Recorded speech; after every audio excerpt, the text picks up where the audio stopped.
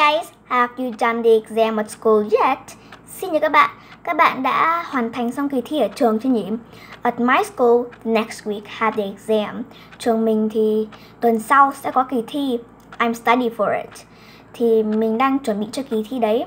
Now it's my free time, so I want to read a story. The Princess and the Pea.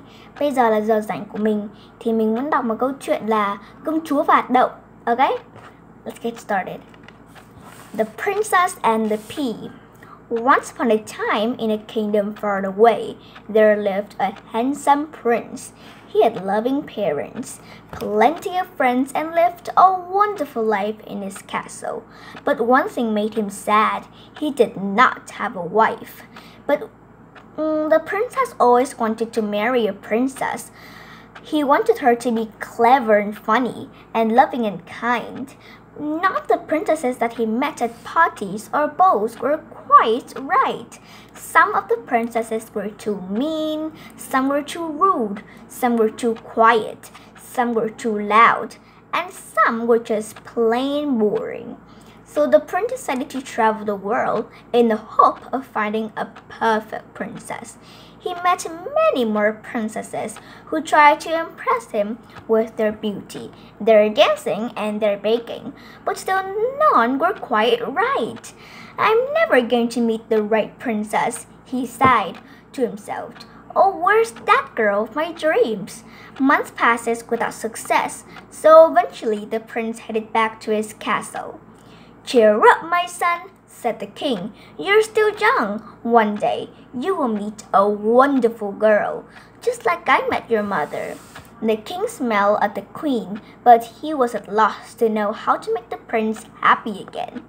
Then one night, when even the king and queen had begun to give up hope of their son ever finding a bride, there was a terrible storm.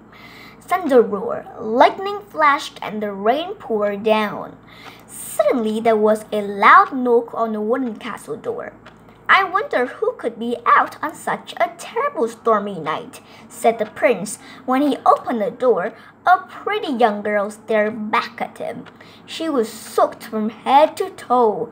Oh, please, your royal highness, may I come in for a moment? She pleaded. I was traveling to see some friends, but I got lost in the storm.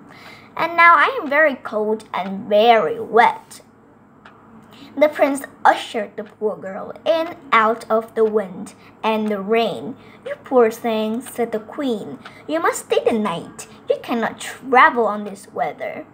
The prince smiled at the girl. What is your name? He asked her. I am Princess Penelope, she replied. You are all very kind. I don't want to be a bother of you. At the word princess, the queen smiled to herself. I wonder, she thought, but she didn't say anything. She took the girl's hand and said aloud, Of course not, my dear. Come and let's get you warm. Once the princess had changed into some dry clothes, the queen invited her to have some supper with the family. The prince listened contentedly as the charming princess chatted away over the meal. He could not stop gazing at her. She was clever and funny, loving and kind.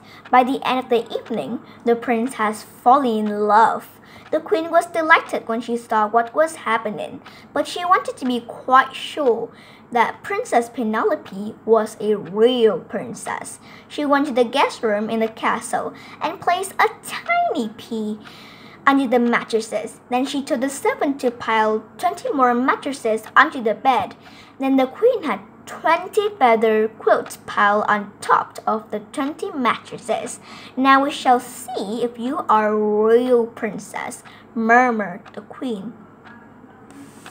The queen showed the princess to her room. Sleep well, my dear, she said. In the morning, the princess came down to breakfast, rubbing her eye. How did you sleep, my dear? The queen asked her.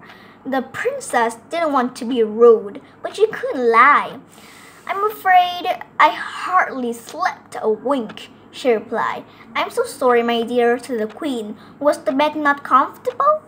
There were so many lovely mattresses and quilts "It should have been very comfortable," replied the princess, "but I could feel something lumpy and bumpy, and now I am black and blue all over."